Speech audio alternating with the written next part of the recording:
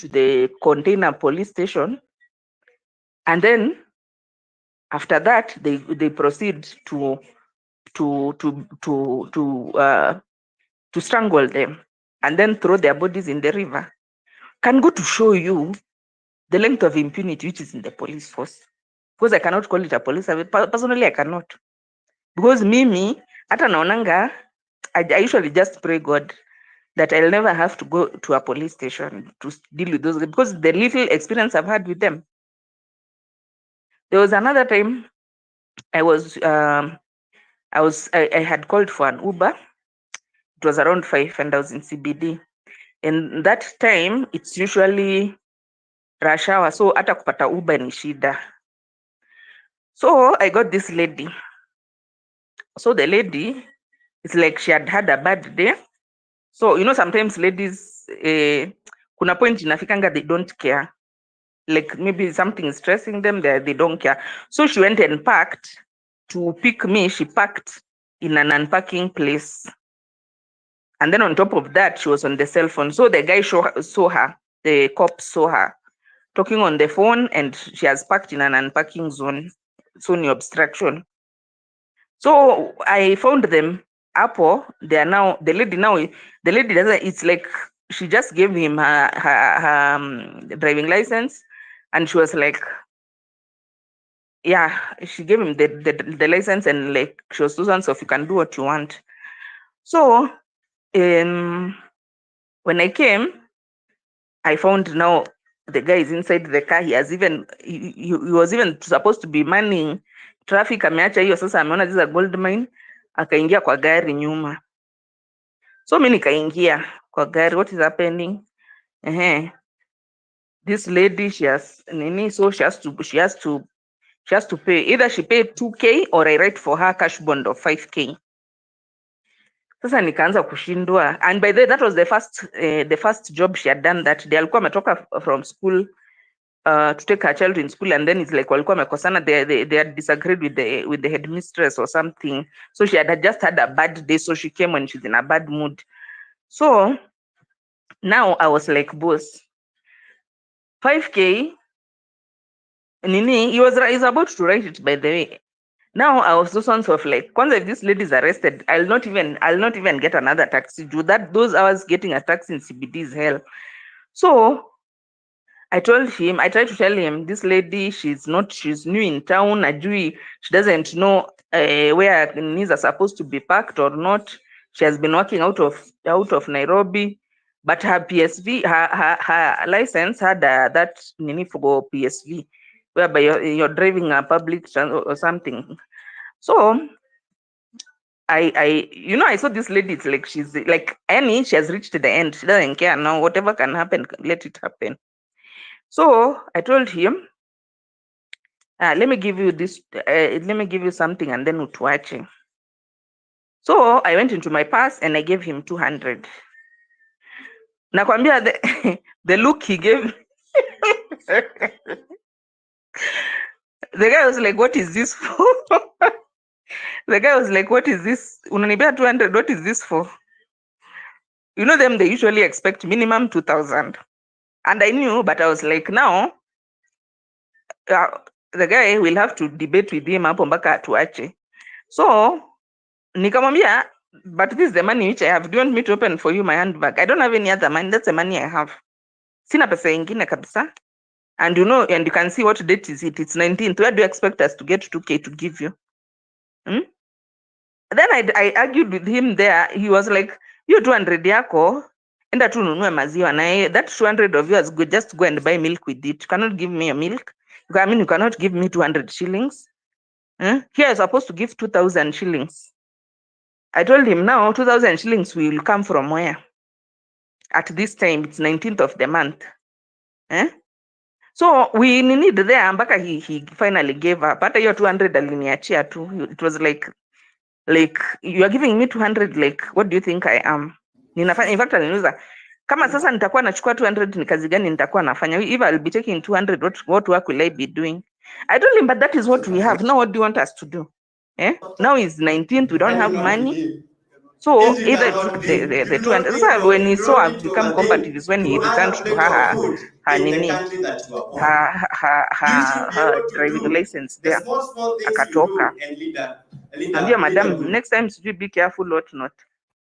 But as in, those are the kind of people that we have. It's not like he even cares about the obstruction she's causing. Let's How go much to she the can cause an accident when she's on the cell. There's nothing like that. Him is just saying day this is of a the cash Congress. cow. You know, Because these people they look all these things that we are at saying Kenyans as a cash cow. Like how can I milk some money from here? So even that being given responsibility that you're on the road to take care of safety of the passenger, I mean of the road users, is nothing like that. They are there for their own enrichment.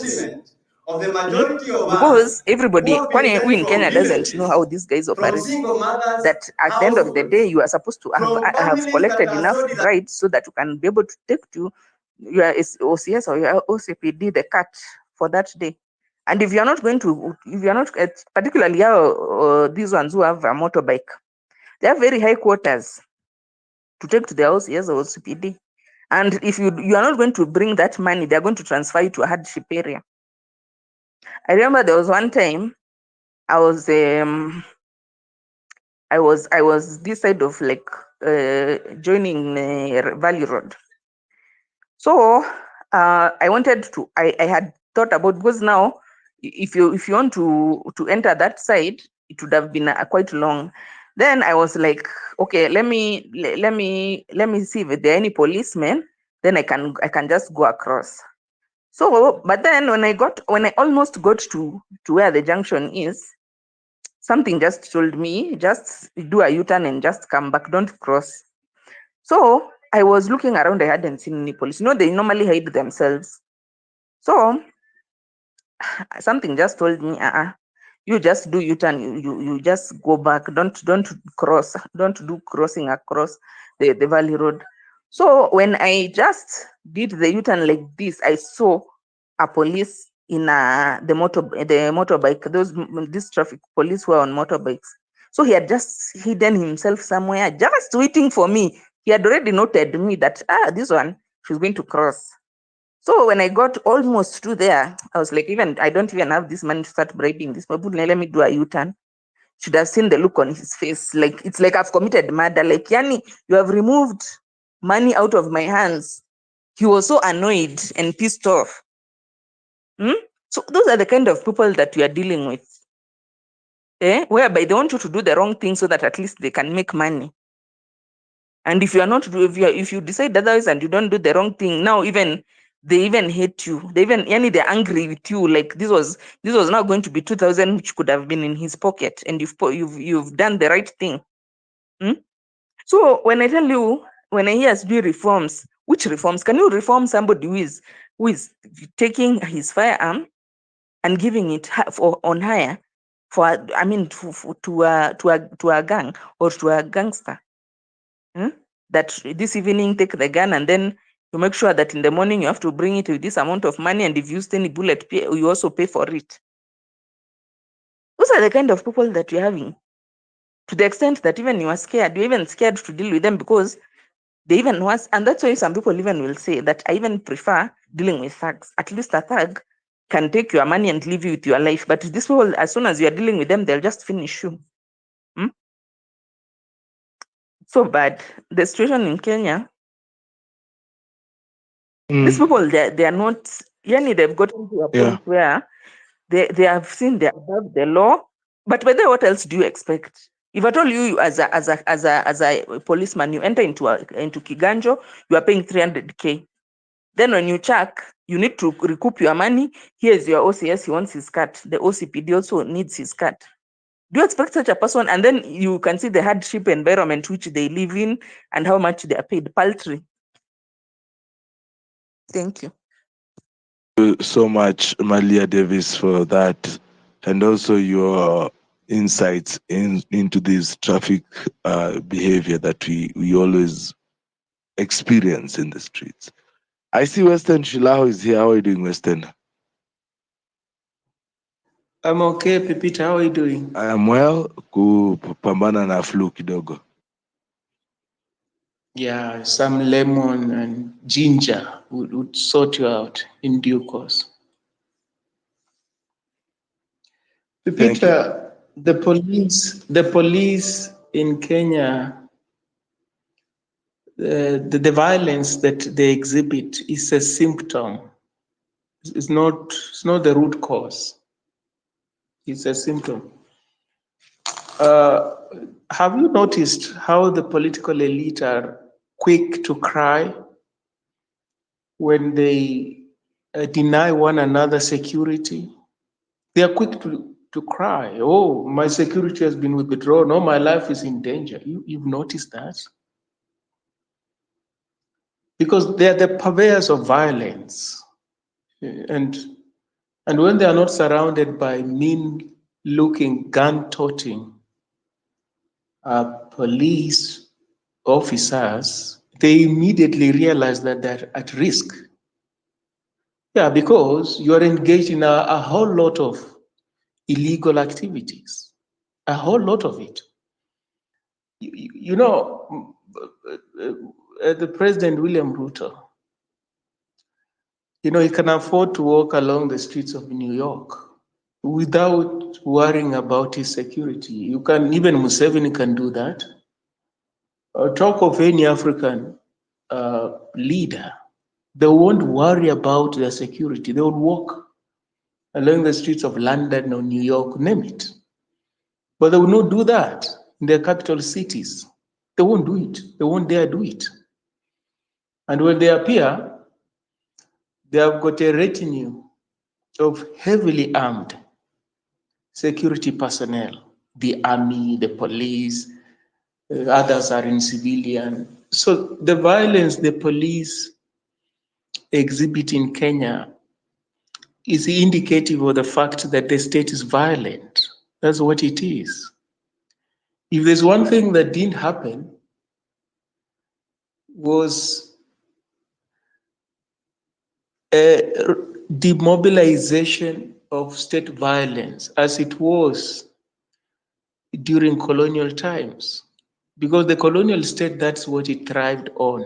If you are, colonialists, it follows that you will be fewer in numbers as opposed to the natives, the people you want to colonize. So what do? You deploy disproportionate violence. That's what you do. You are fewer. You've gone to somebody's territory, you want to lord it over them. I mean, it follows, whether it's in Nigeria, in Kenya, Uganda, you are fewer. So how do you exercise control over these people? Through violence. And when they left, these individuals who took over from them, they did not see any need of removing that violence from the state, for the simple reason that their thinking, their mentality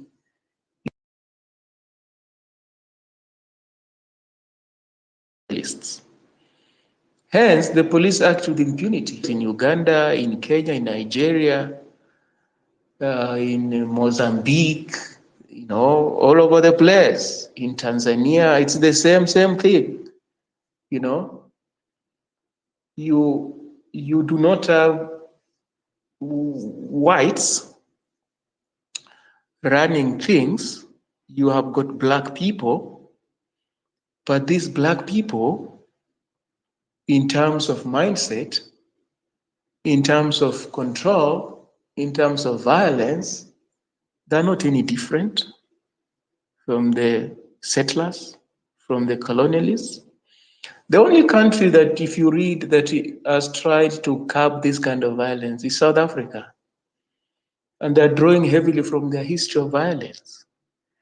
Where the apartheid regime just used to shoot black people, They make it known that that kind of behavior is not acceptable in a constitutional democracy. A case in point is where the security apparatus of the deputy president of that country You know, they're always overzealous all over the continent. So they're escorting this VIP. And then a motorist, you know, for some reason, doesn't pave the way. So they stop this guy, they pull this guy from the vehicle and they assault him. Well, they didn't get away with it. Of course, nowadays it's filmed. It was social media, hue and cry. People are demanding justice. They were arrested. VIP protection unit, they were arrested. And the deputy president tried to pretend he wasn't in the motorcade. He was there.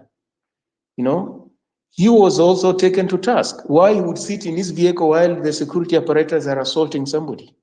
Well, why do you do that? Over what? What law had the person broken? You know, so they didn't spare the deputy president. Where in some countries, you know, you must pave the way.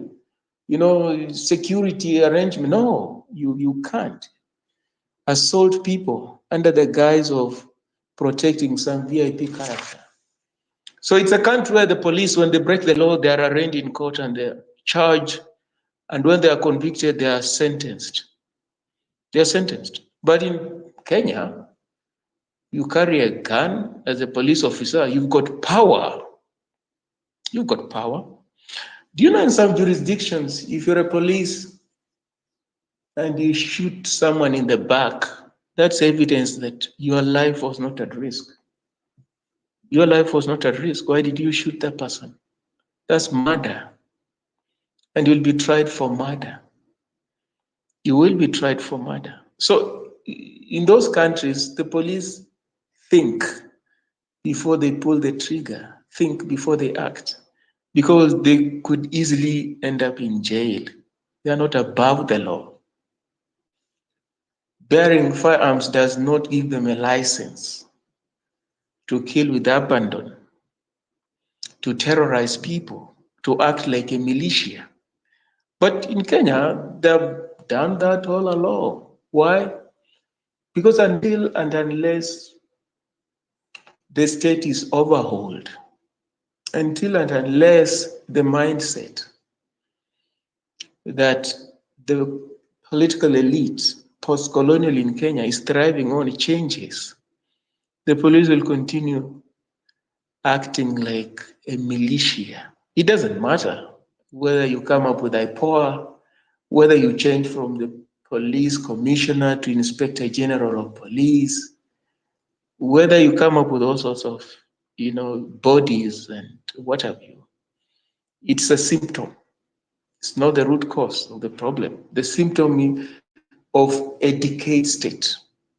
It's a symptom of a state that is embedded, soaked in violence. And the state actors, right from the president and all sorts of people, see no need of reading the state of that violence, because that violence serves political ends.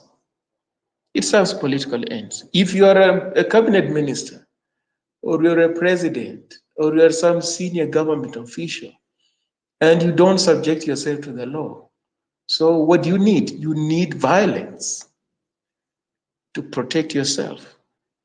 And that's why they've got this disproportionate number of police officers guarding them, whereas the rest of Kenyans have no security. Well, it's not that Kenyans are crying that the police should guard them, given the solid relationship between Kenyans and the police. But in an ideal situation, the police should guard the citizenry, not this situation where the police are deployed to guard the VIP, cabinet ministers, and all sorts of people. Why? Why are you scared of the citizenry? You're scared because you are stealing from them. That's why you're scared. You're scared of venturing out on your own, even going to the supermarket to buy groceries without security, because you know you are engaged in illegal behavior. You're breaking the law.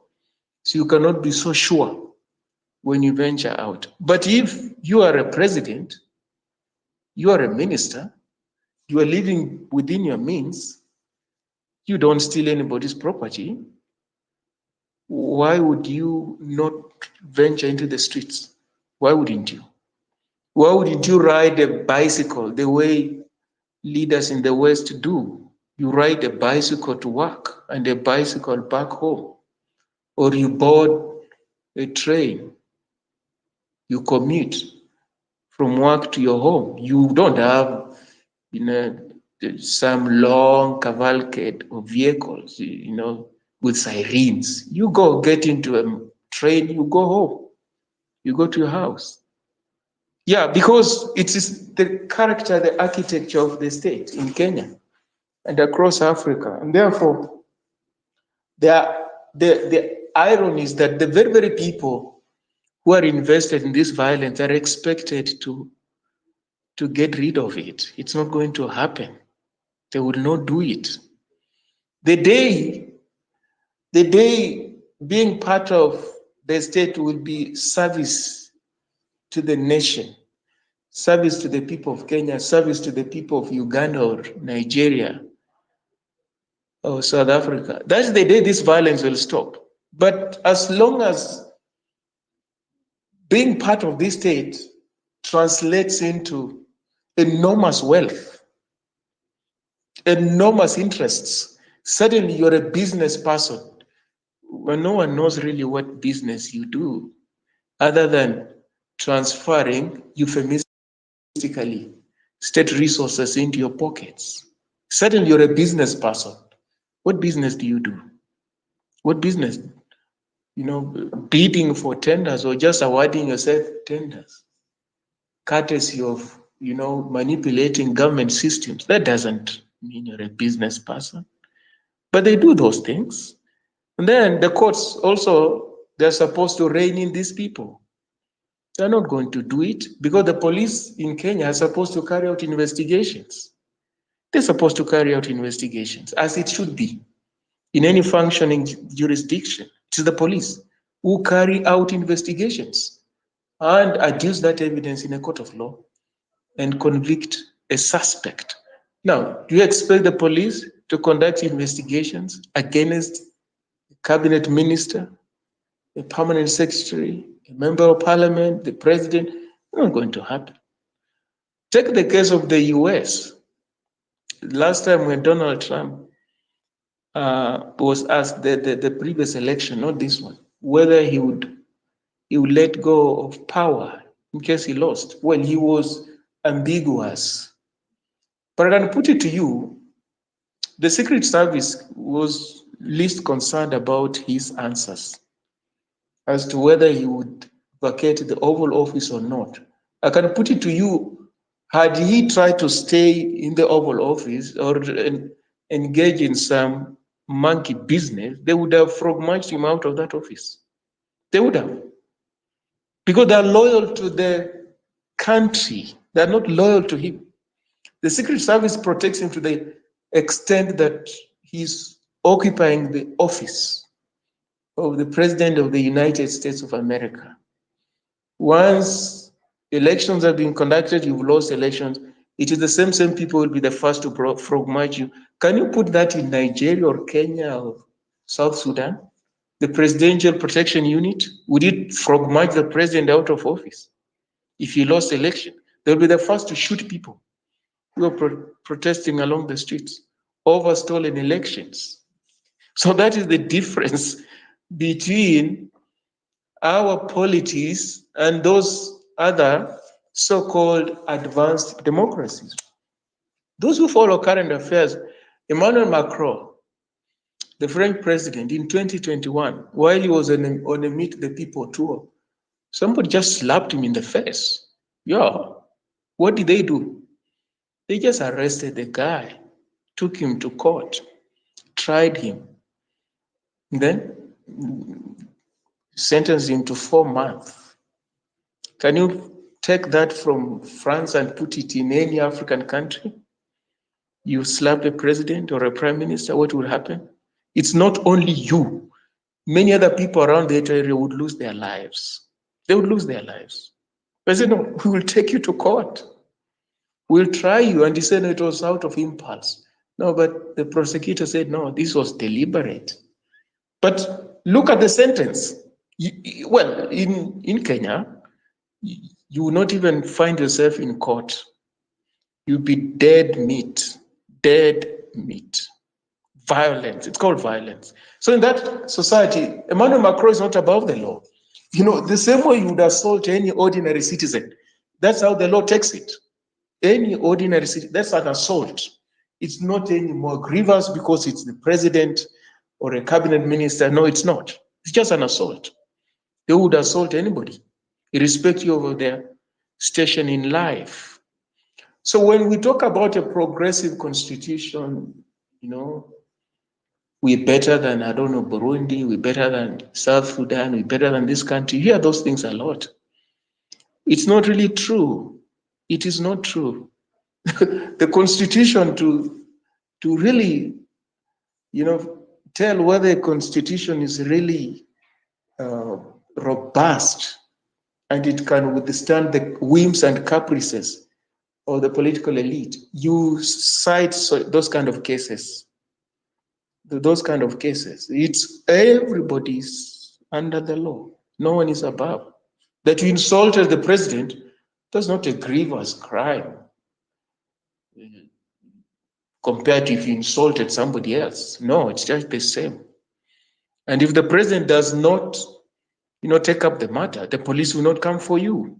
Nobody has complained. It's as simple as that. So why would they come to knock on your door?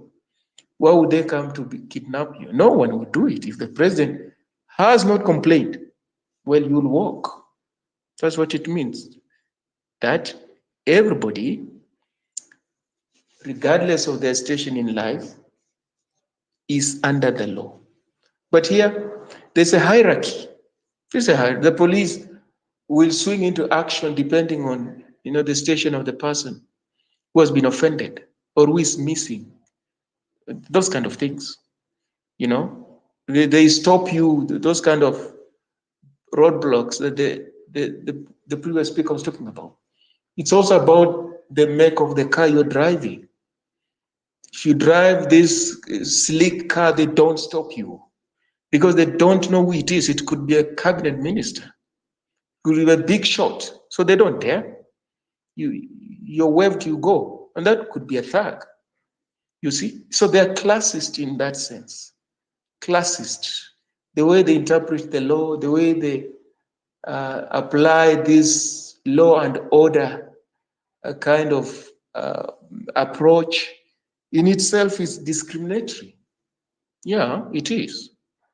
You've got a bakkie, that pickup or whatever car, they will stop you as many times. Why? They criminalize poverty also. That's why they go to those informal settlements and just wantonly shoot dead young people. What is their crime? Their crime is to have been born in those informal settlements. Their crime is that they're walking out late in the evening. Could be to go and buy some food or something. Or they're coming from work, mjengo, shot dead. That's violence. And they get away with it. Or they're transferred. When people complain the police in this station are terrorizing us, they're trigger happy, they're transferred as if where they're being taken, those people don't deserve, justice, or they don't deserve police officers who have regard for the rule of law. Why are you transferring those people to another station to continue perpetrating mayhem that other side? So it is the political elite, and that's why Peter, when you talked about the lives of Kalonzo, hobnobbing and fraternizing with people with very serious histories. Those Mungiki people, very serious. We're a very peculiar society. In a different society, those people like Maina and Jenga would be stigmatized. They would not even run for any office. They would not even address anybody. No one would even turn up to listen to them. But we're a peculiar society, very peculiar, extremely peculiar. It's like trying to convince Jews that Hitler could be somebody with redeeming qualities. How would you succeed? How are you going to succeed?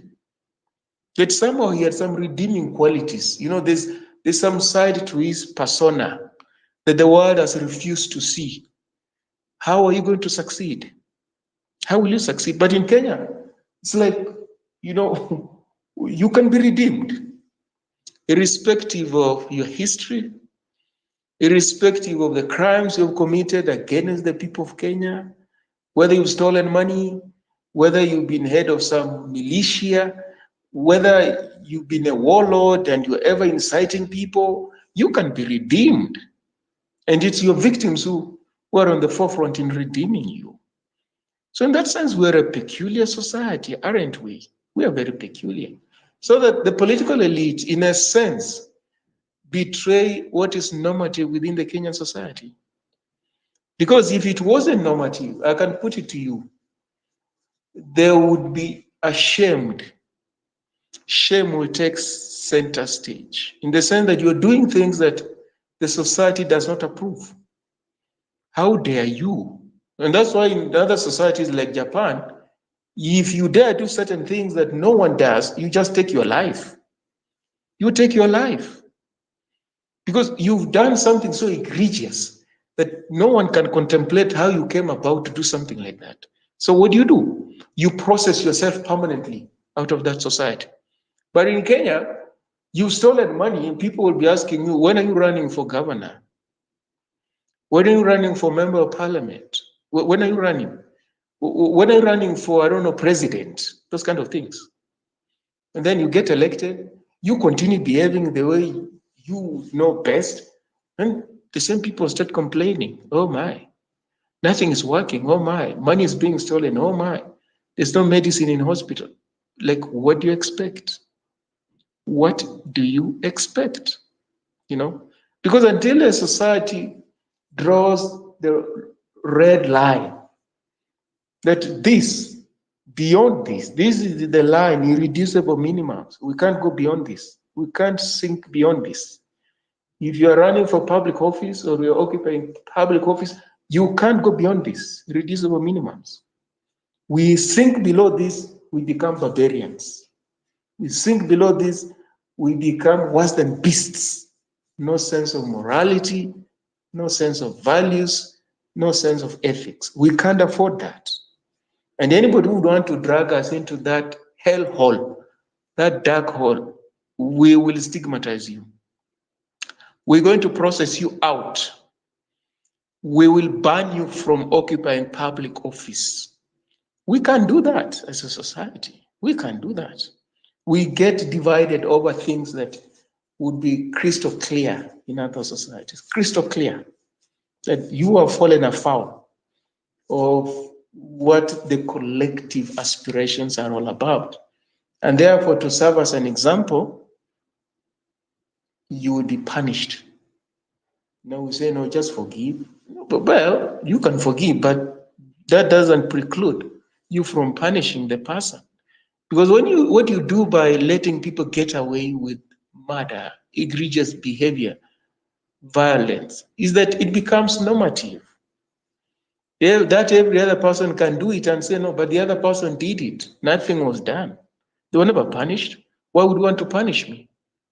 Why would you want to punish me? The other person did it. You didn't do anything. The same conversation we're having over this impeachment thing.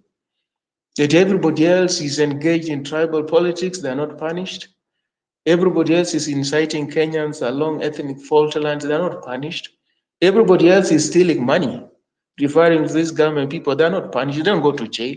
Why do you want to take this person to jail? Yes. That's what happens. If you don't act when people engage in wrongdoing, what you're doing is that you're normalizing what is supposed to be abnormal. You are normalizing deviancy. That's what you do, which cannot help a society going forward. Mali was talking about guns. Well, they can give us guns, but you see, when a person who attacks you, they don't send you a letter of application. They don't. They don't tell you we are coming. Well, in Rwanda, they used to send those letters during genocide, but they don't. This high-ranking employee in a company in Kenya who was waylaid and then murdered. in Western region? Well, he's a licensed gun owner. Yes. And even on that fateful night, he had a gun which was loaded. It did not. It didn't. So you can't, the gun will not protect you. It is the state that protects people. That is it. If the state cannot protect you, your gun is not going to protect you. It's as simple as that. Security, that is a function of the state. You can't say, let me take charge of my security. Okay, you can scare away people once who don't know you have a gun. You shoot in the air, they run away. But next time, you may not be that lucky. When they come, you may not be carrying your firearm. Or when they come, you may not have time to pick your firearm. And then the problems of a society being awash with guns, that is there, what Americans are contending with. So that is not the cure. The cure is the states, and the state upholding the rule of law, and the state providing the pressing needs of the people. That's what engenders sustainable security. But firearms, no, they just make a society more lawless and everybody else at risk.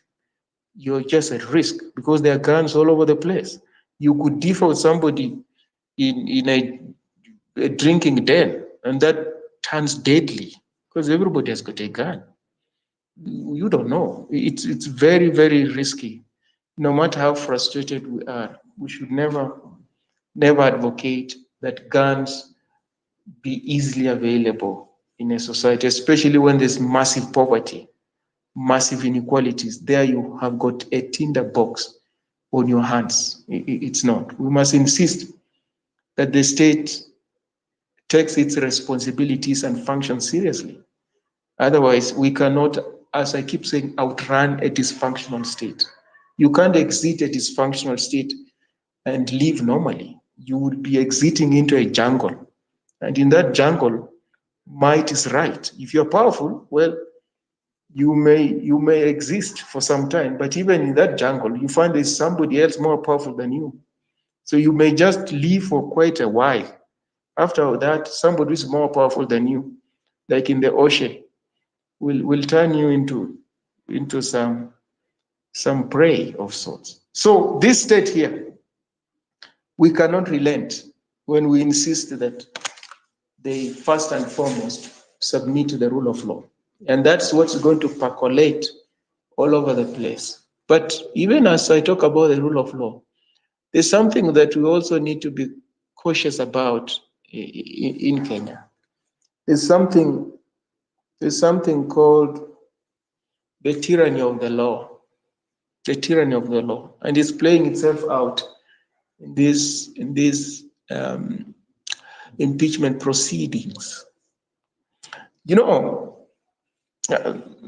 there's a lawyer come legal scholar called Professor Githu Muigai. He said something for those who have listened to today's proceedings, that we are also a peculiar society as Kenyans. We think that every other issue can be resolved through the judicial process. And it's true. He's very right. We think everything else, it has to end up in a court of law, and the courts will adjudicate and resolve that matter. Not quite. There's so many things that the courts cannot resolve. Even if they resolve and render judgment, that's not the end of the matter. They leave the society more polarized than before. Those the court ruled in favor are happy, those the court ruled against are unhappy. But these people must continue living together. It's not like you're going to immigrate and go and live in a different society. You must continue living together, coexisting. So what do? I think that is one thing that as a society, we have to reflect on and introspect. Like this impeachment, I hold the position that it should not have gone to the courts. I do hold that position quite strongly. It should not. It shouldn't. Matters political must be resolved politically. That is it. If there are issues that cannot be resolved otherwise, well, they can go to court because it's the court that has this jurisdiction over those issues. But courts, by their very nature, are adversarial. It's a winner and a loser. It's a zero-sum game in a court of law. So something like an impeachment of a politician, when it goes to a court, that will polarize the society. It's a given. It's going to be polarized. And the judges cannot win as far as that is concerned. Whoever they rule in favor of, well, will celebrate and will, celebrate the rule of law, constitutionalism. Those that lose out, they'll demonize the judges, say all sorts of unflattering things about the judiciary and whatever. Well, it hasn't moved the society forward in any way. So, but I think the tyranny of the law, and you can see it even on spaces like this, people asking, where is a lawyer here? No, lawyers don't appreciate everything else in the society. They don't. They've got their own limitations. They don't have answers to all the problems we have. And all the problems we have as a society cannot be resolved through the legal process. It's not true. Through the courts. It's not true. Because when you do that, you lose sight of the fact that the courts have got also their own baggage. The judges are also human beings, are born in a society. They've got their own biases. They do. They've got their own politics. They do. But if you're oblivious of that thing, okay, they're going to render a judgment. And this judgment will be beyond reproach. It's not true. It's not true. In the US, for instance, a country we keep on invoking, people can tell when a matter goes before the US Supreme Court, you can tell how they rule on it. Because you know the politics of the justices that sit on that court, and they don't hide their politics. You know how they rule. As we speak now, it's got super majority, conservative judges. So when a matter goes there, you know, you can tell. It's not like you're holding vigils and praying. No, you can tell how they will rule because of their politics, because of their ideologies. So, and that is the same case with many judicial processes. It's only that in other judicial processes, we're made to think that the politics does not affect the way the judges rule and read matters before them. But it's not true. That is universal. There, they don't make pretense. They don't make bones about it. This is me. I'm a conservative judge. I'm going to, when you bring to me things about gay marriages, I know how I'm going to rule. I have no room for those things. And they rule accordingly. I'm a liberal judge. When you bring those things, yeah, they'll be inclined towards supporting those kind of things. Yeah. And they're not asked to recuse themselves or to resign because it's appreciated that they were born within that society. They've grown up, under that kind of politics. They've decided to make their mind about that politics as adults. And that politics, it informs the way they read the law. That is the same thing in Kenya, the same thing in Uganda, same thing in Tanzania, in Nigeria. So we tend to elevate the law, the judiciary and judges, like, they are high up there like gods. No, they are not gods. They are not gods. And that's why there's that appeal process in the judiciary, but they're not gods. Peter, thank you so much. I yield.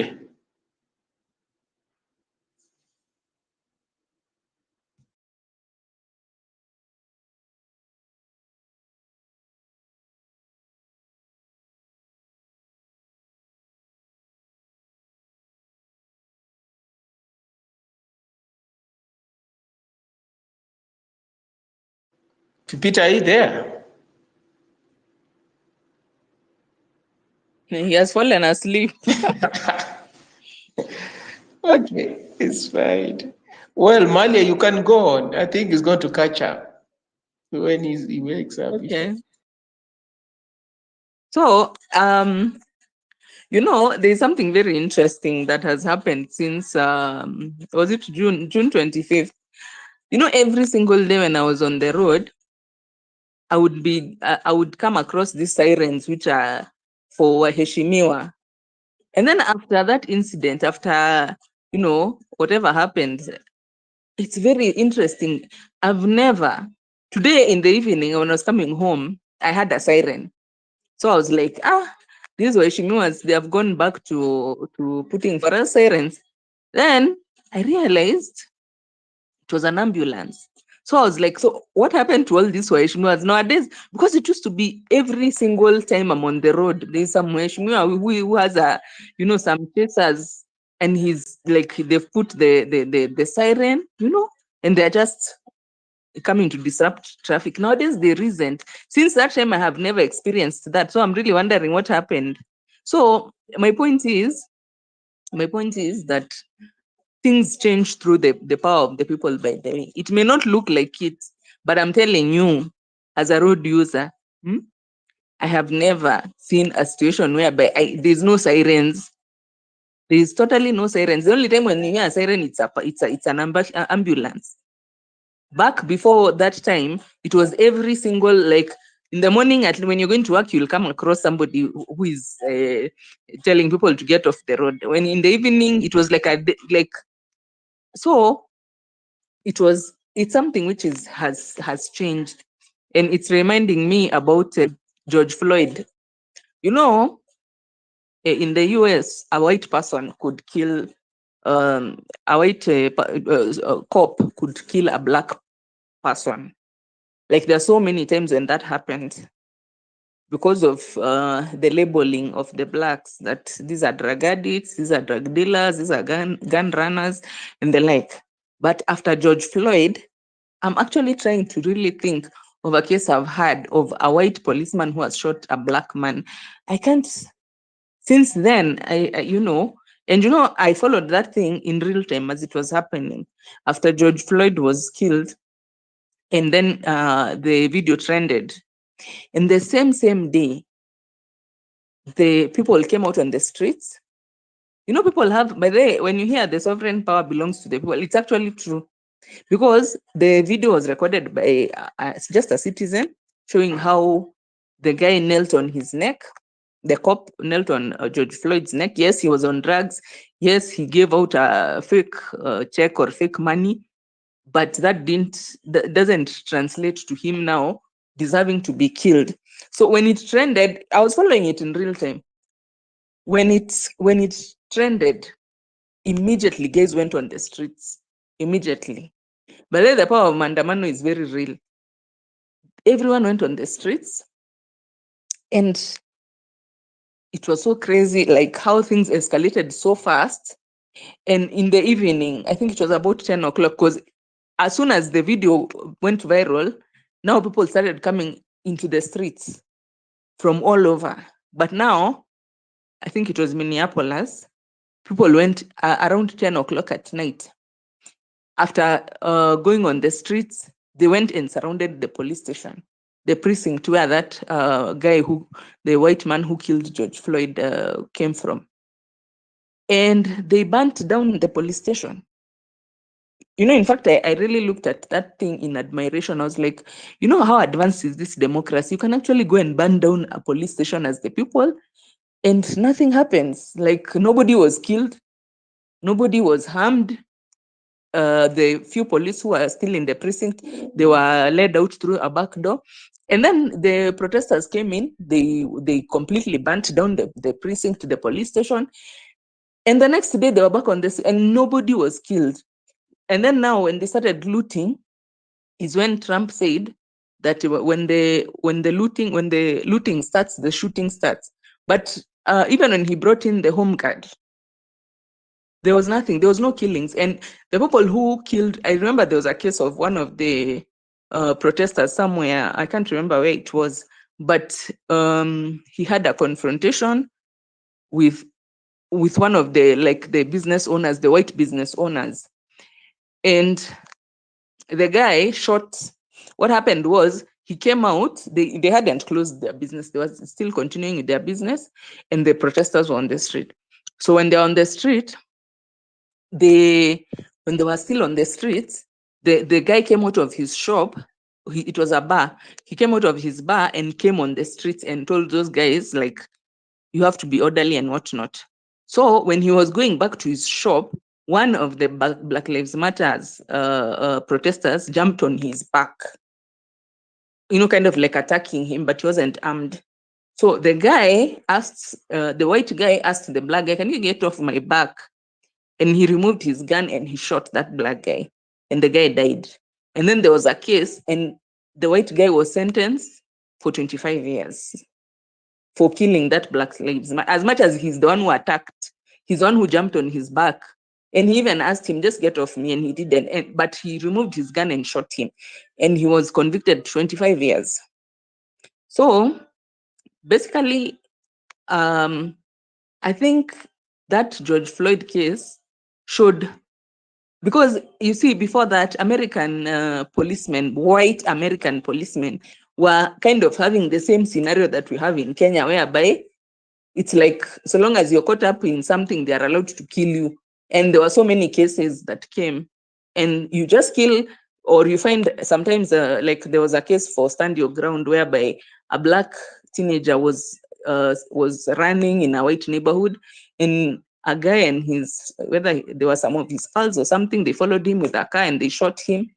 And the case just went like that. And there were so many cases whereby white people were just shooting black people because black people are assumed to be criminals. And it went like that. But since George Floyd, but then I've really tried to look for a case after George Floyd, I haven't. So that people power of the way they all poured into the streets, and it was all over the world, and it was all over, things escalated so fast that, in fact, like almost at the same time, that evening, guys were out on this. And the most important thing, or the most weird thing, is that all these people were white. Majority of them were white people. So they came out on the streets to riot about a guy who is black, who was killed by white police. And the guy who shot, or who knelt on him, on his neck until he died, he had to go to jail. And the other guy, I'm telling you, was a business owner, and that case could have been, because for sure he was attacked by a Black Lives Matter protester from the back, like he had turned his back to go back to his bar, and the guy just jumped on top of him, and he even told us, the guy, just leave. And the guy didn't, so he removed his gun and shot, and he was sentenced to 25 years in jail.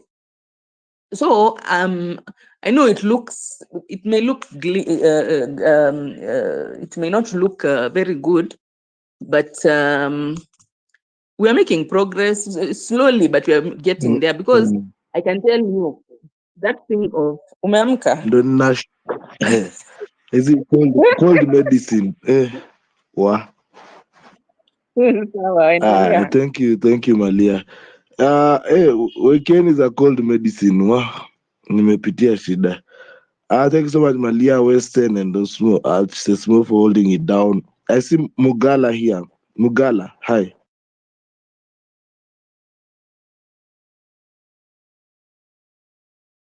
Mugala, are you there? Ajuoga, Jambo. I Peter, just a minute. Down, then I come back. Okay, so let's have from Mugala, Joseph Joshua. I don't know if you can hear me. Mbona tunafukuza Malia kwa mic, kumbe amko na Ismail Luta pia nilikuwa nimemuona kwenye requests, ni kama amedrop, but yes. Africa said George Floyd was the price, and Tim Walz now has his gift bag. African said, hey, the George Floyd was an inside job. Akenda is saying, fellow fighters. Ile kitu ilinifurahisha about hiyo kitu ya George Floyd is that hakukuwa na casualties, unajua, As in, imagine Kenya mumeenda mumechoma police station. Au angekuwa ile tu parliament ilikuwa imechoma one side, uliona venye mambo ilienda. Imagine those guys walienda wakachoma whole precinct, wakachoma hiyo police station na wakatoka and they looted and everything and nobody was firing mpaka Trump akatoa home guards watoke. That's the national, sasa nika army. And nobody was like violence. Huko hakunaga violence. I was seeing even there's a time walikuwa nje ya CNN headquarters. Like they were even throwing water bottles to those cops, and those cops, imagine, they're just looking at them, they're not doing anything, they're not reacting. So kama huku venye they're so trigger happy, you know. Mimi mambo ya inside job bana, mimi iko above me, iko above my pay grade. Can I say my fellow fighters keep shouting, comrade fighter Aoko has been transferred and Nkomikaro at Ole Polos. They're bringing her closer, keep shouting, avoid rumors, saying comrade fighter is dead, they're testing the waters. Wow. Why is she even getting transferred in the first place? Any charges preferred against her? You know, we need to stop aiding and abetting kidnappings in the name of Wame. Who is Wame? We need to stop aiding and abetting kidnappers. So si eti unakuwa mtu wenye wewe kazi yako tu ukisema eti free. Who has taken him? Who has taken Maverick? We know. Are we saying we know who took Maverick? So why are we not addressing them directly in the first place? Tag them straight. Let's tag them straight. Tutaacha kuimba mahashtag vile tunasema if we also start being direct as well, you know, and say so and so stop following us. I don't know if Ajoga is back. Ajoga, you back? Yeah, I'm back. I was settling.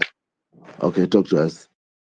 Thanks so much for giving me this opportunity. And by the way, Pipita, I forgotten you among the list that I had already put down to bless. I'm seeing your number here. Na naona mwezi imefika. So I think I will screenshot it. There is one thing I wanted to say on the issue of IEBC. I don't know why we, the young people, are still thinking that IEBC is there. There is no IEBC. IEBC is RUTO.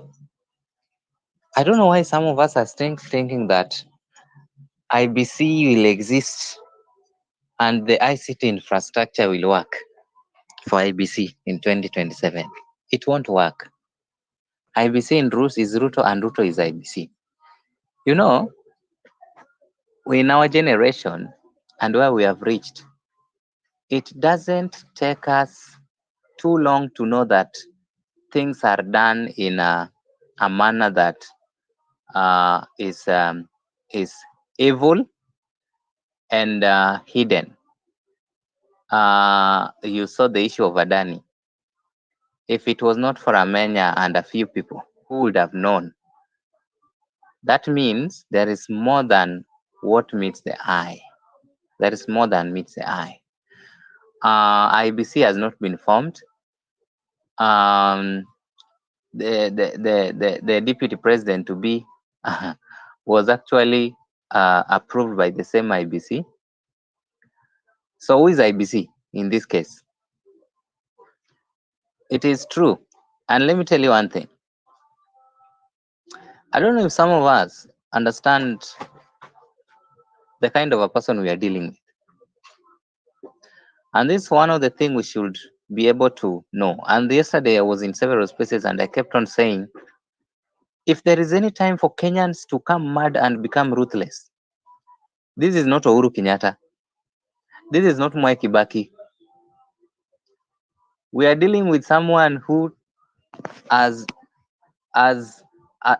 amezoea bloodshed kwa mkono yake. Abduction doesn't make him not to sleep. He sleeps soundly. He snores. He wakes up, he drinks, he go to the toilet. Let me put you on the right foot, because I was a UDA member and I vied under UDA, and the atrocities that were happening there, I will die with them to the grave. But one thing I want to tell you, because he was formerly my party leader, tufikirie sana tukijua vizuri, we are not dealing with someone who is normal. Kenyans, we are not dealing. I wish some of us knew the kind of a person we are dealing with. These politicians, there's a way in which they hide themselves. They know themselves. Not that they don't know RUTO. No. Today, he's standing somewhere and saying, hiyo mambo ya 7 years, mimi sijui. Then who is pushing Cherargei? Why is it? It is becoming now a death sentence for Cherargei to ensure it passes. Who is pushing this guy? He stood up, is it yesterday or today, that he was saying that, what was this thing that he was saying? Things that, RUTO is a master of reversed political psychology. What it does, what it does in secret is what he opposed in the public. That is what exactly he opposed in the public. No, I don't do this, and is already doing it. In fact, it is in its final stages. No, people should not be abducted, and is the one abducting people. No, people should not be killed, and is the one doing that. Kenyans, we need to know the person we are dealing with. This constitution is getting suspended every single day, getting mutilated every single day in the public eye. Some of us are not aware about these things, atrocities that are going on. This constitution is getting mutilated every single day. In 5 years to come, we will have no legally recognized, justifiable, and a document that can give justice to everyone. We will have a document that serves the few and majority suffers. We are heading towards Uganda is much better. I don't know if some of us know this. So when we talk about IEBC, let us forget about IEBC. The only way to ensure that we bring Kenya back, in fact, Kenya has never experienced any meaningful development since independence. Rwanda was in civil war for almost 30 years. How did it happen all of a sudden that in 30 years again, since 94, if you go to Rwanda, even here in Tanzania, look at Muhimbili Hospital and compare this with KNH. Then you will tell me KNH is the best in East Africa. Is it the best in East Africa for atrocities, or what is it? Because even today, there are no doctors. Interns are on strike because they have not been paid for almost 2 months now, since they were given a mandatory internship, mandatory to mean that it was a forced one. They have not been paid. Kenya has never experienced development, but Kenya has never experienced in the same breath what we are experiencing now. We have experienced regimes that even Moi, I don't know if people are seeing this. This is a good student of Moi. And remember, students perform better than their teachers later on in life. This is a student of Moi. This is not Uhuru Kenyatta. Let us know that. We are not dealing with Uhuru Kenyatta. Kenyans, I always see far. Some of the things that I see today will make sense even after 4 years. We are heading on a very brutal space. And by the time we are realizing this, most of us would have been killed. Most of us would not be here. I told people on Sunday that this week we are at risk. Majority of us are going to be abducted. Wale wako kwa X hapa na wale wenye wako on the ground.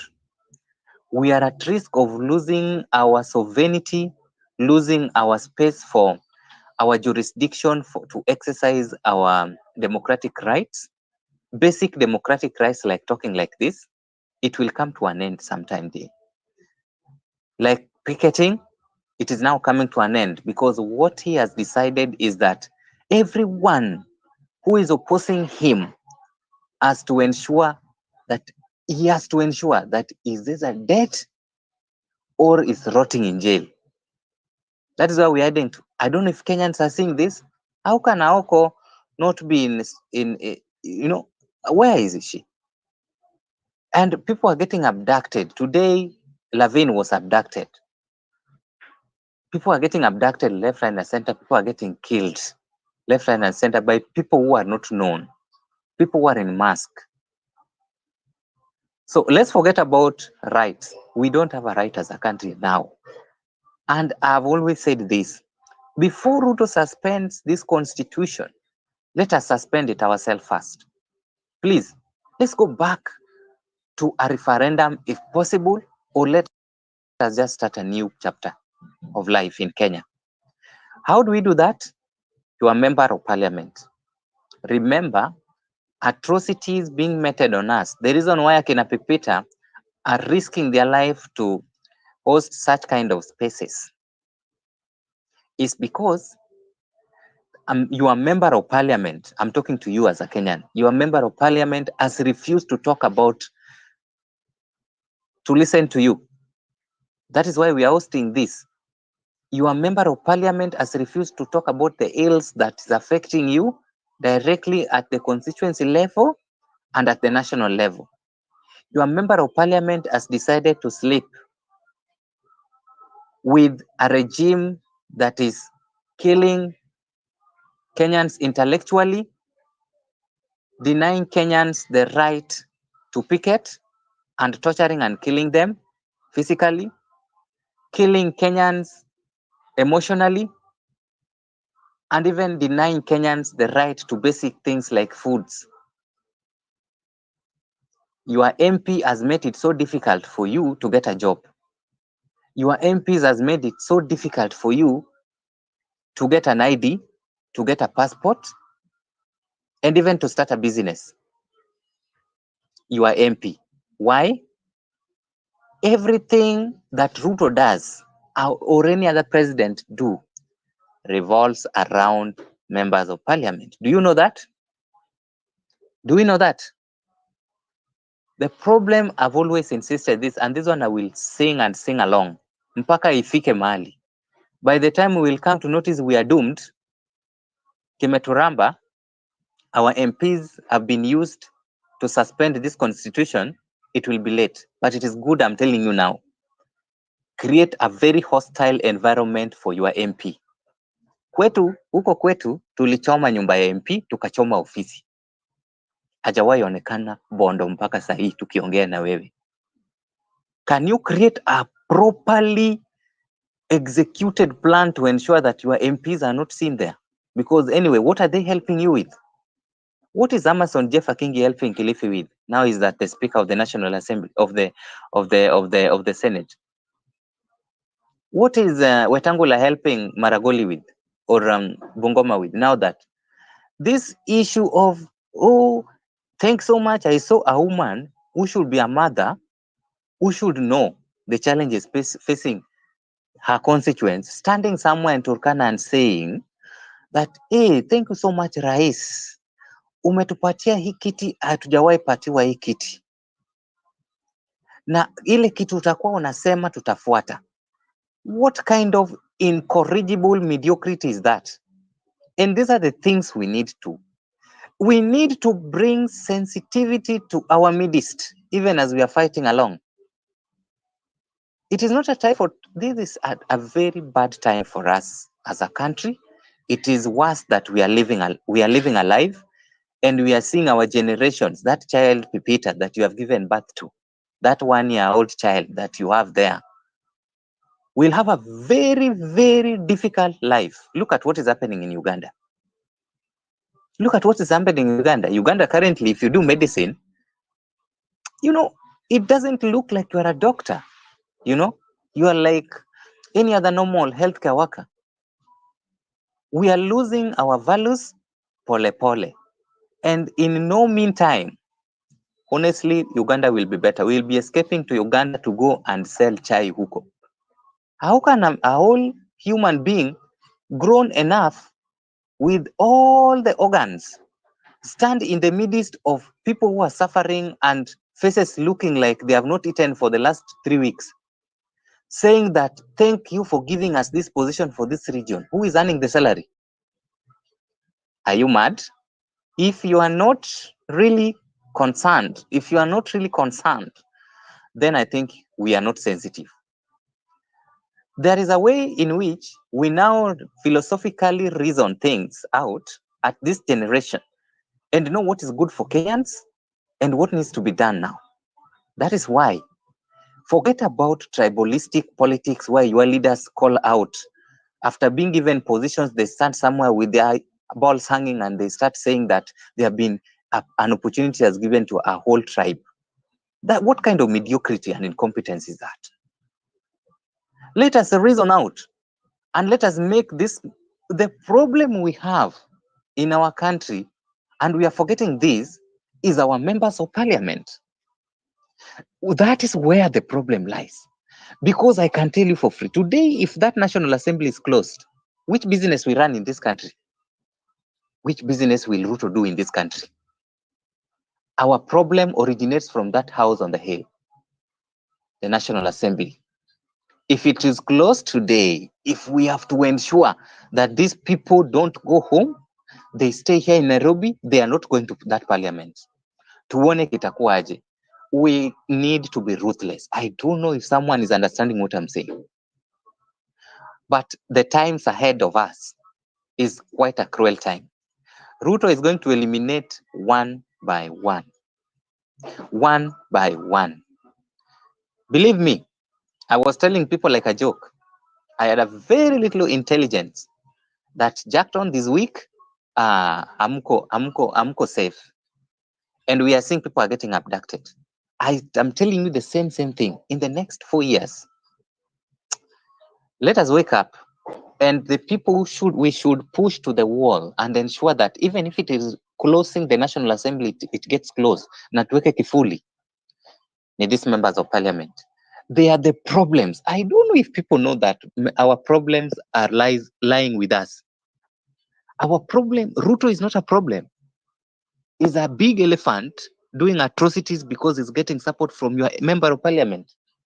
Which member of parliament has talked about young people who have been killed? There are people who are released from Kware. How many members of parliament went there to see the consequence? Even the area member of parliament from that area did not even feature there. Look at where we. Our problem lies with our members of parliament, and before we go far and fight RUTO head on, you cannot face that human being head on. That is not Uhuru Kenyatta. That is not Mwai Kibaki. Huyo sio Raila Odinga. Ule ni mtu amelewa how, you know, to him blood is water. He can drink it. Even the people from Moiben, from Wasingishu, landing statement, from all parts of Rift Valley are really tired of him. So let's focus. All right, give us 1 minute landing statement, Ajoga, if you can hear me. Thank you so much. Thank you so much, PP. Western, can you hear Ajoga? I think I've lost him at some point. Yeah, I can hear you. Can you hear me? Western? Peter, yes, I can hear him. I think he's done.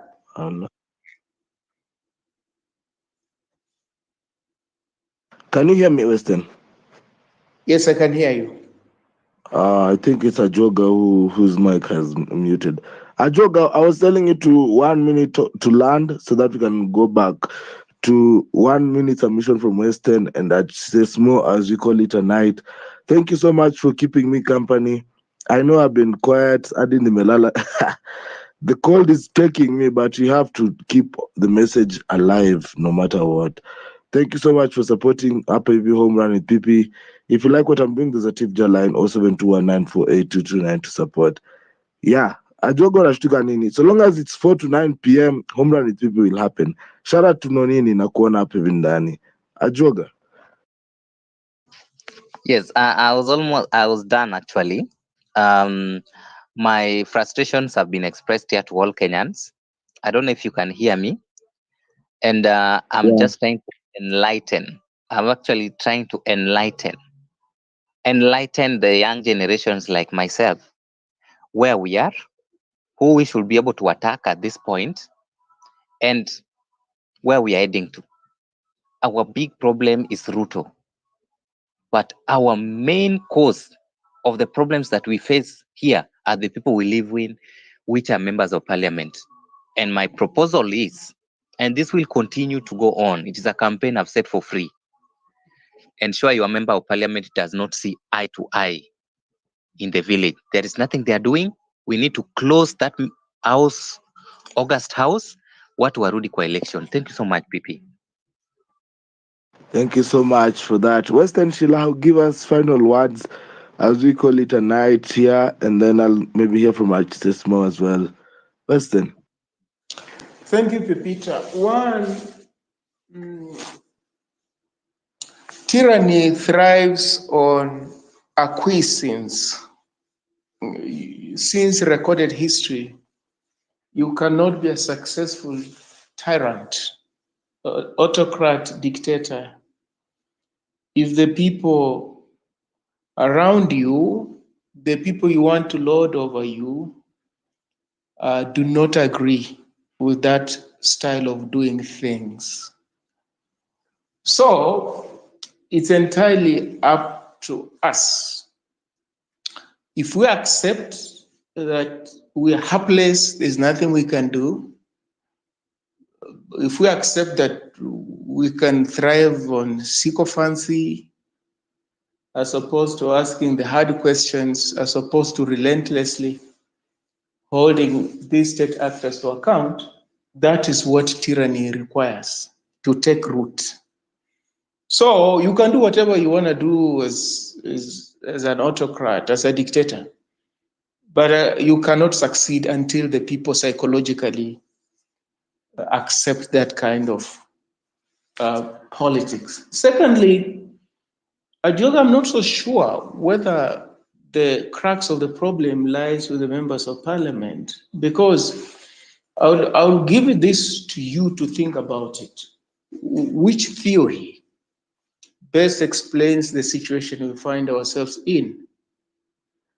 Is it a question of the fish rotting from the head? Or is it a question of the scum rising to the top? Well, on one hand, you may think the problem is at the top. The members of parliament,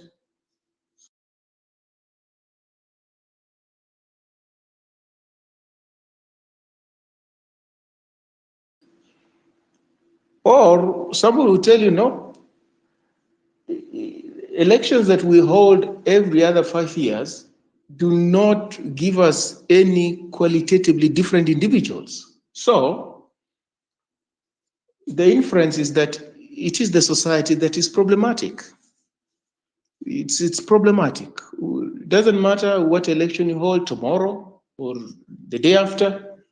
The people who will come to parliament will most likely behave like the ones who are there currently. So then the question is, which way out? I joke. I don't have answers to that kind of a question.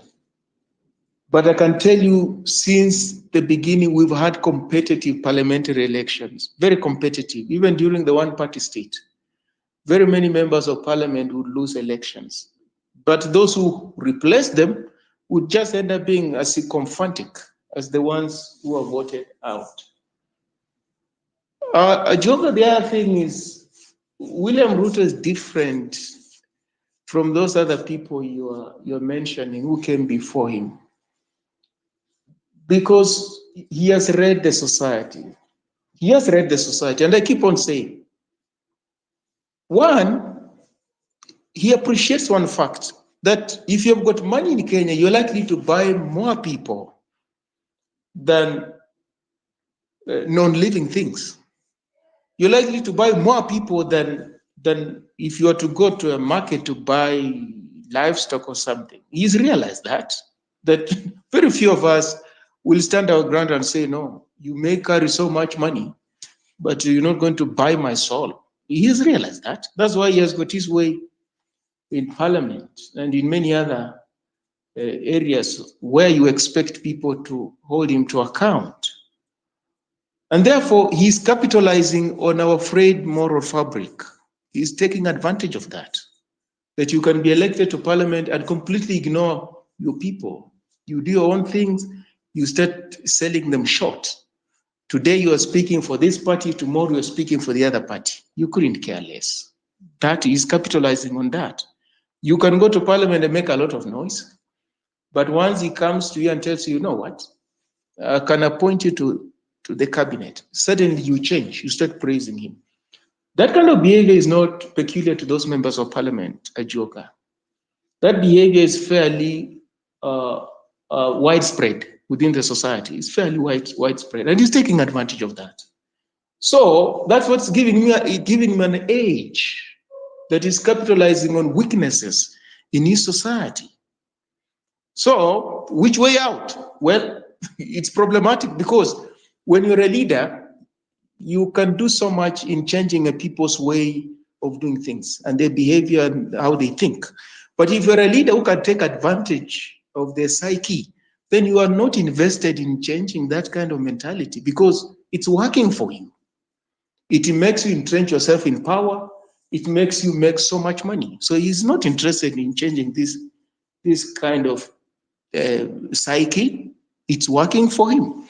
So I would put it, Ajoga, that it would be a little bit reductive if we were to think that if you get rid of him or you get rid of these members of parliament, tomorrow and you get new ones, things will be any different. They won't be any different because they betray stuff that we as members of the society exhibit, even in our own little political environment, at school, in churches, name it, those environments, you find this behavior there.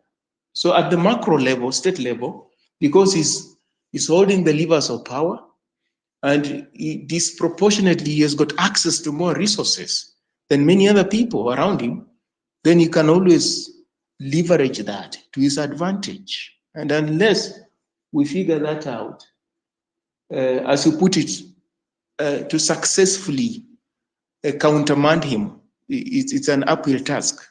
It is an uphill. You have to study him, you have to study the society to mount a very serious challenge against his brand of politics. But if you dismiss him as some aberrant individual or somebody, as some people, is some psychological problem, then my fear is that he's going to prevail. And which why I get disturbed when I see people being desperate, like Alonso Musyoka, that you can form an alliance with anybody and everybody. I think he's being cynical, one thing. And because he's cynical, the person he wants to challenge is also cynical. These are two cynical people. They want to run for elections.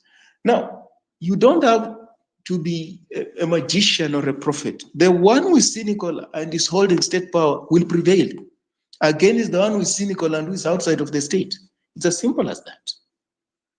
So, Pipita, as I learned, I'm saying the state of the nation. We've got a myriad of challenges. They didn't start yesterday. They didn't start last week. They've been here with us.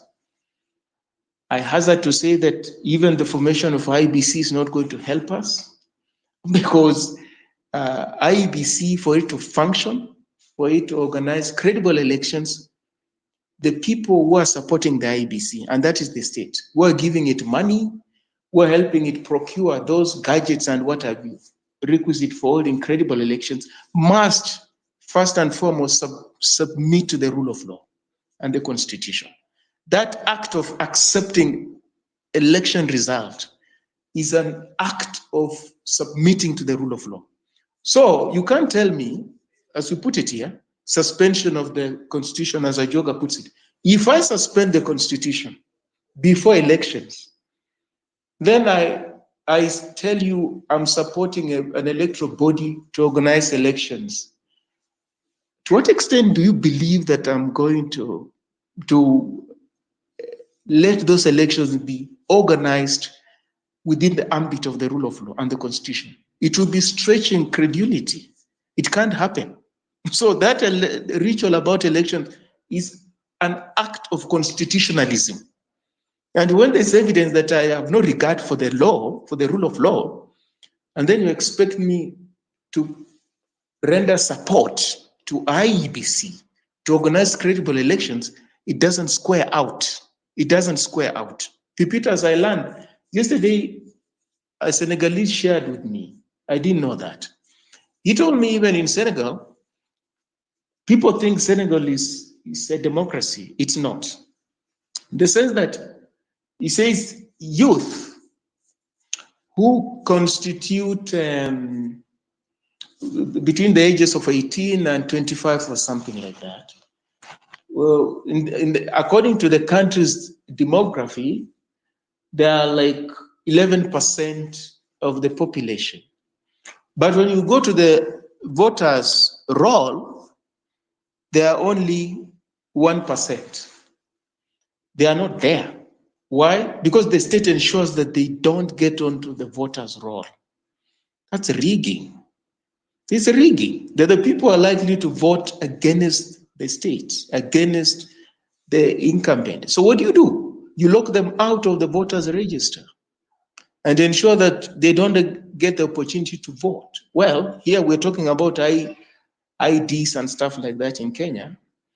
That is one way of rigging elections in a very sophisticated manner. That's how they do it out there.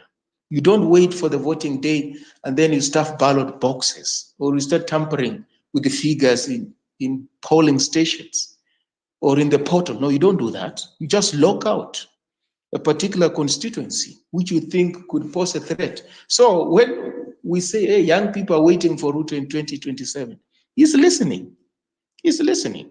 And there's a rule book to that. What do? You just lock them out of the voters' roll. That is it. And then voila, you're home and dry. So there is no individual who can preside over credible elections when the way they conduct themselves, it's evident that they have no regard for the rule of law. It doesn't work and it can't work. Thanks, Pepita. Thank you so much, Westerhow, for coming in and also sharing your thoughts with us. I want to read a comment or two here. I see who else? Aina zote tushafanya, tushasoma zote. Ole Tunda alikuwa anasema, guys, I fear the guys who've taken the Adani case to court are all government operatives. Don't be fooled. That is Ole Tunda who is saying that. I even didn't know. Let me look at the list of those people who have taken that case to court, and then I will maybe revert on that. Thank you so much for bringing that to our attention. At Sesmo, I don't know if you have final words for us. Thank you so much for keeping me company. Leo, by the way, imekuwa very hard in the office. Nimekuwa na homa ingine deadly, and my voice has also been struggling, but we had to keep the show going. So thank you so much for everybody who has been speaking and supporting as well. At Sesmo. Yes, Peter, I am here. Yeah, tupe final words. So just to wrap this, it's important that we all, as patriotic citizens of this country, and having a lot of knowledge. You know, we every day we are questioning why is this happening? Why is this not happening? Let us sit and think about the future of this country. And by that I mean, I'll still go back to my point of let's vet and rigorously check whoever comes to us seeking to be given a job in an elective post. Let's be very keen on the kind of leaders that we elect, because when we do that, we don't get to live in a society where a lot of problems, we can't solve problems as they come. So my final submission would be, we make sure that anybody who comes to us, and wants to vie for an elective post, let us take them through thorough vetting before we can even give anyone the mandate to go and represent us in whatever level that they do, as far as the government is concerned. The other thing I would want to say is that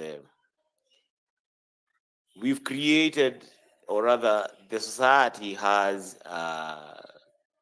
the creation of, we have billionaires in this country who serve as politicians, and we don't really question where they get these billions from.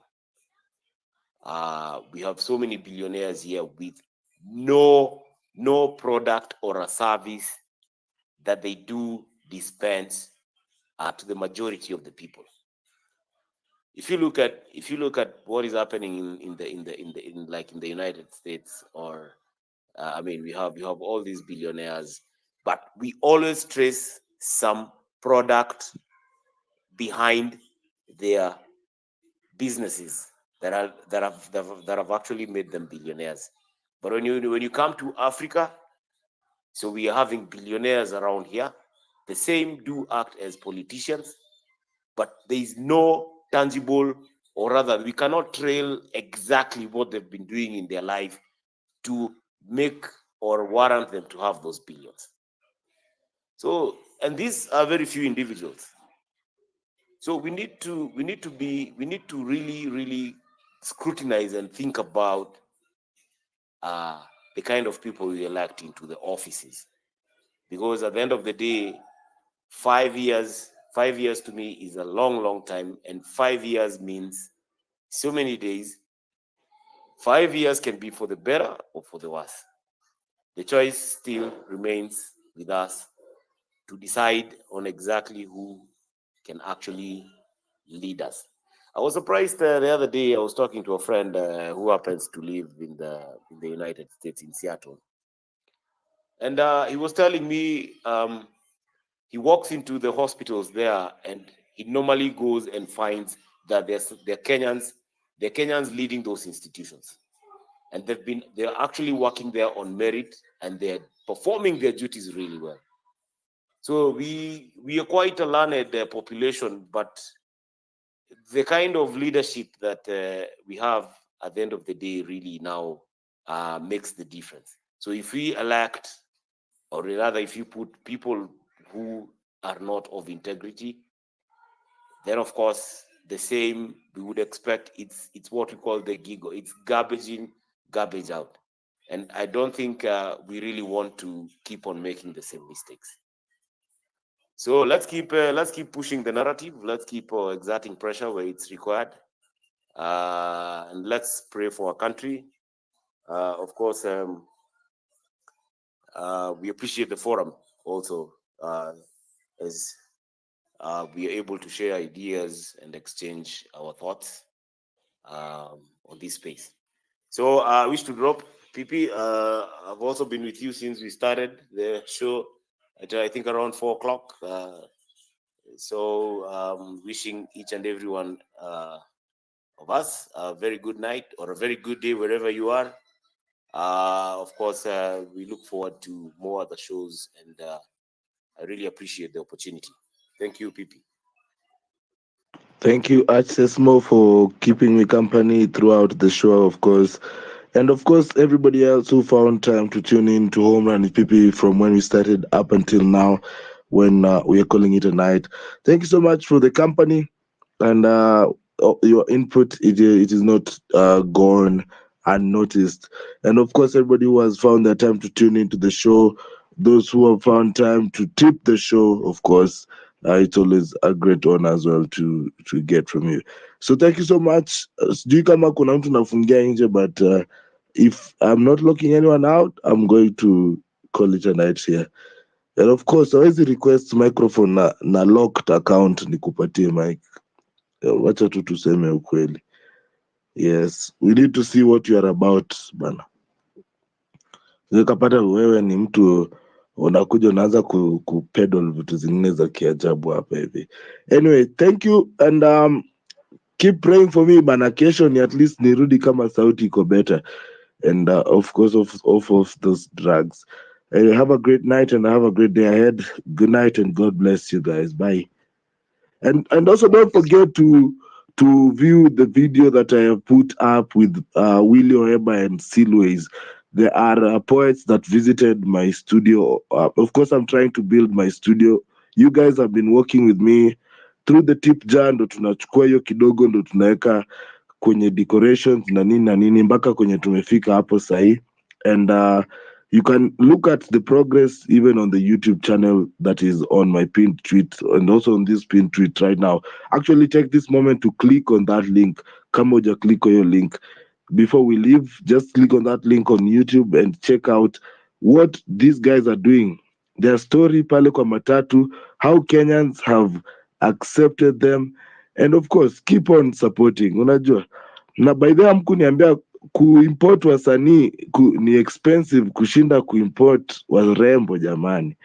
So yeah, anyway, I really had fun with them when they visited Brian Silis and Willie Oeba. Go and check it out. I also have his journey series, a 10-year journey story. You will be blown out of your mind. That one is coming over the weekend. Let's guess to 400. Imagine me after 400 subscribers. I don't know if from Nonini remembers the last time I was looking for 400 subscribers. Do that for me. I will appreciate so much. And also, just let you know, have a great evening.